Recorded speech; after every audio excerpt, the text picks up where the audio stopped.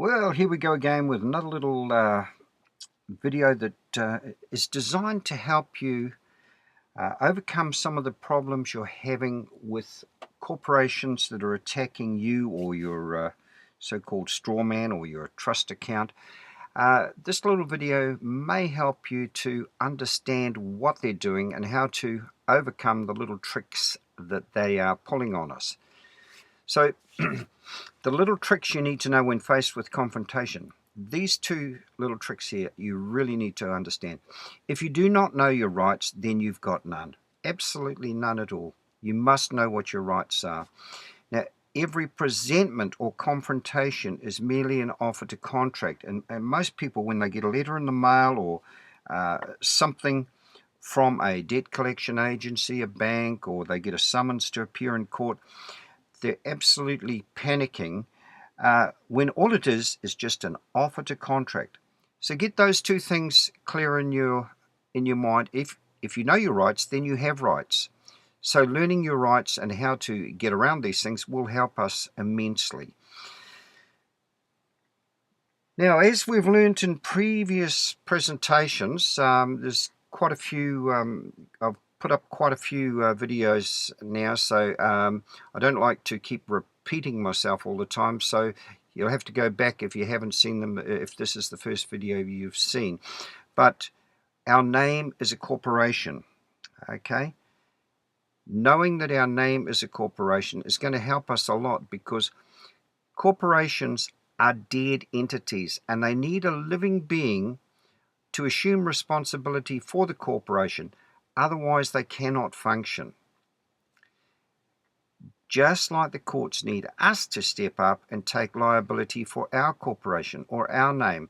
So they come to the man, and so now what we're going to do is reverse those roles, and we're going to show you what you do to them to make them become liable for their corporation. So when we deal with a corporation, we need someone to step up and take liability for that corporation. Just the same as the courts do to us, we need to do the same to them. So if some corporation sends us a demand or any other kind offer, we need to have the name of the person that sent us that demand. Now, they don't like doing that. They don't like giving us the name. Since we discovered this little secret, not too many corporations are keen on signing their offers to us even. And what a lot of them are doing now is on behalf of the manager. But we have found ways to get around that. And sometimes it just takes a phone call and going right to the top saying, well, no, not happy with that. We want the name of the person that we are going to be talking to. They're very, very reluctant to give it to us now.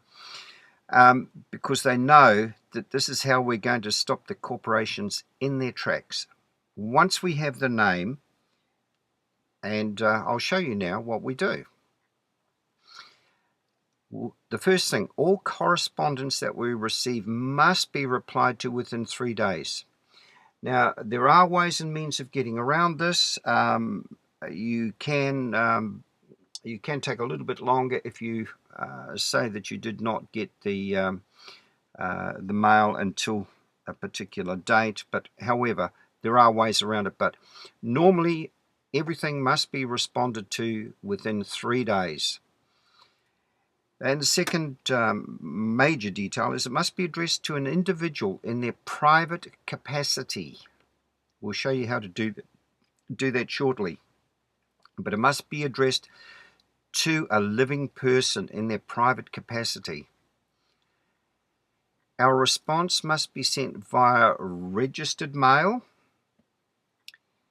The registered mail must be sent to a street address and to a named person.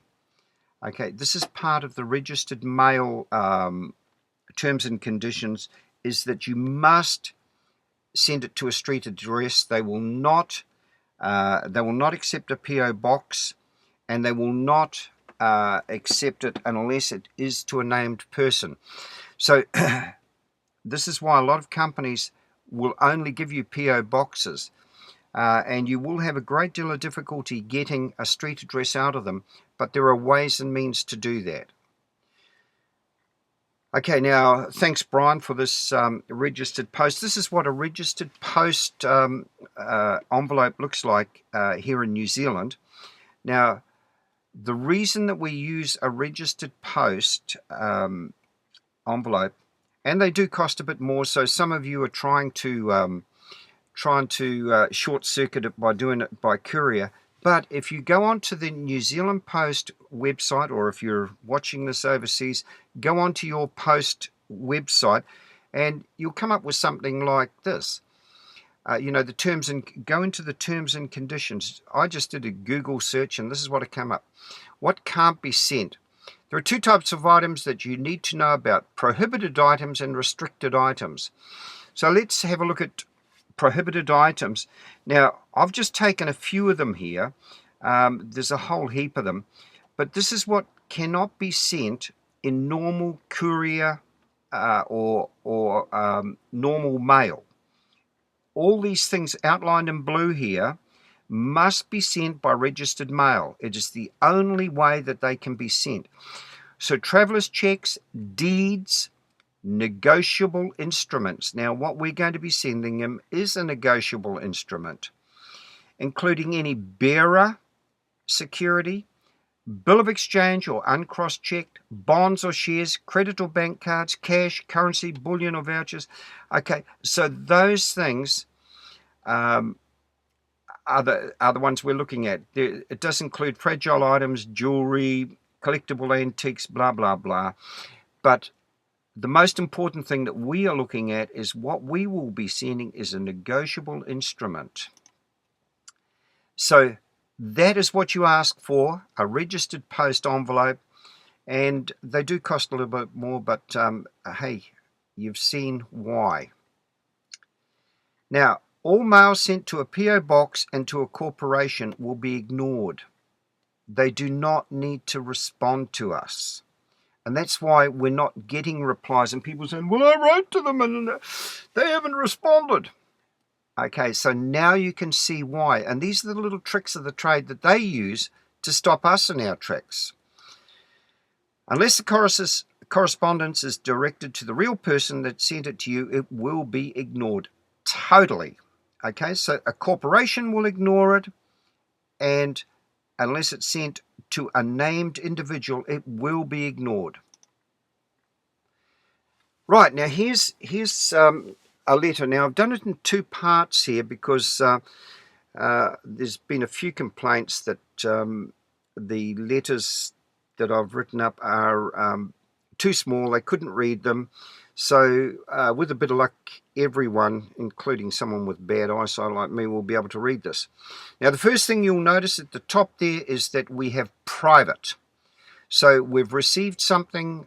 In this case, I'm doing it to a bank. So we're going to go back in private. And we're going to use our given names, which is John Henry. We're not going to be using Doe, because John Henry is the person's personal representative. And there's our street town. Now, we are going to address this to the person in his private capacity. So, Bent Copper in his private capacity, 1 Rip-Off Lane, Skanksville. Now, we address it to him, Brent Copper in his private capacity. Now, here's something that you need to know what this here means. So let's have a look. The Court of Appeal has ruled that the use of without prejudice in communications is intended to encourage and facilitate the negotiation and settlement of disputes. Its use can help ensure that parties can make concessions and or admissions to try to reach a settlement, knowing that if settlement is unsuccessful, then those concessions, admissions will not be brought up in court and used against them. Oh! Very powerful, isn't it? It cannot be brought up in court and used against us. So in other words, what the court is stressing is that the need to ensure that parties to a dispute can freely and voluntarily undertake negotiations to try and settle a dispute in the knowledge that any acknowledgement or admission will not be used in any hearing, that's if negotiations fail, against the party who made the admission or acknowledgement. That is very, very powerful, and that's why we include that on our letters. Okay, now here's how we address it. First of all, you must respond to the letter that you received and acknowledge the letter. So, we, the underwriters, thank you for your final demand for payment dated 21st of August 2013 and bearing a postmark dated 28th of August 2013, which we received today, the 29th of August.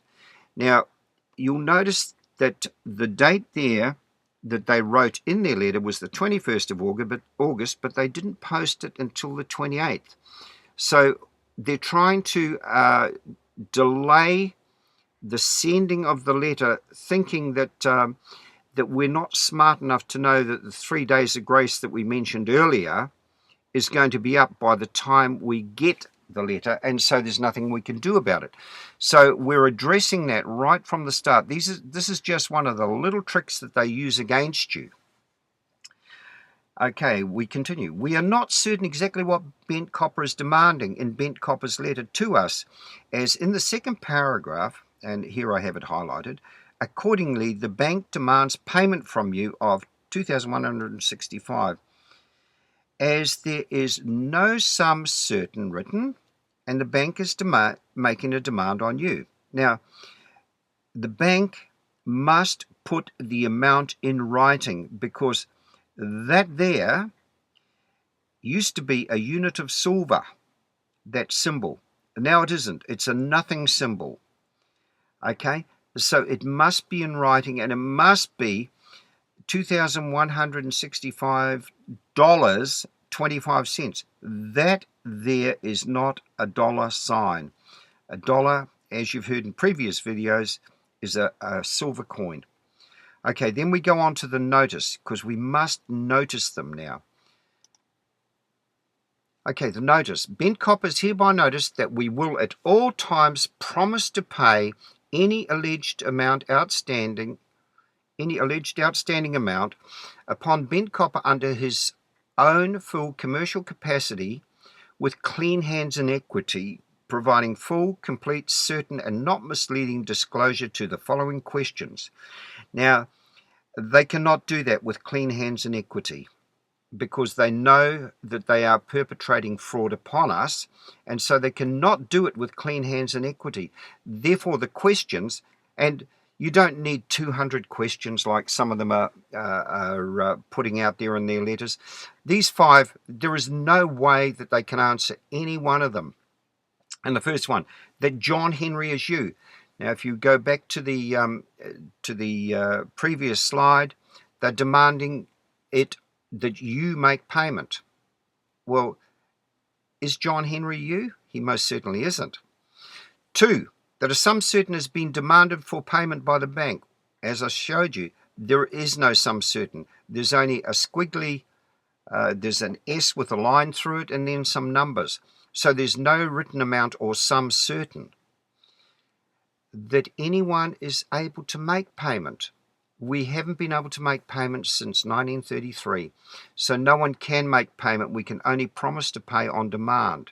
That's why we say up here, we at all times promise to pay any alleged outstanding amount. That way, they cannot default us. We're still promising to pay. Okay, number 4, that the bank gave full, complete, certain, and not misleading disclosure when loan number 123456 was approved, that we would need to sign a mortgage agreement before the loan would be credited to our account. Okay, once again, they're perpetrating fraud there. Now, the 5th one, what a lot of people don't realize is that that the security that the banks hold is not the house that you live in. Okay, so number 5 there, that the property secured by mortgage number 901-203-ABC is the house situated at 100 Short Street. Send a photo in. Okay, they know that that is not the security that they are threatening to sell. Okay, Bent Copper's failure within 14 days to provide full, complete, certain, and not misleading disclosure to all above questions will, in accordance satisfaction, see all alleged claims settled and closed. Now, here's another very powerful set of words here, and what we're trying to do is show you what these words mean so that you know. Accordance satisfaction, a method of discharging a claim whereby the parties agree to give and accept something in settlement of the claim and perform the agreement. The accord being the agreement, and the satisfaction its execution or performance. And it is a new contract substituted for an old contract which is thereby discharged, or for an obligation, cause of action, which is settled and must have all of the elements of a valid contract. Now, they know that they haven't given us a valid contract. It's a very one-sided contract that they have given us. So if you use that, they will be jumping and trying to nullify this very quickly, I can assure you. Now, we then put the private person's personal representative, and we sign that. Now we turn the letter over, and on the back at the bottom right hand corner of the letter we place a 5-cent stamp. Now, unfortunately, I couldn't find a New Zealand 5-cent stamp, so I've got an old Teddy Roosevelt United States postage stamp here.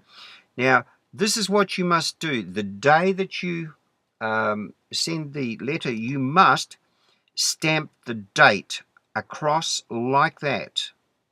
You must also put your name across like that. Now, the only reason I put this in red is that you couldn't see it when it was in blue.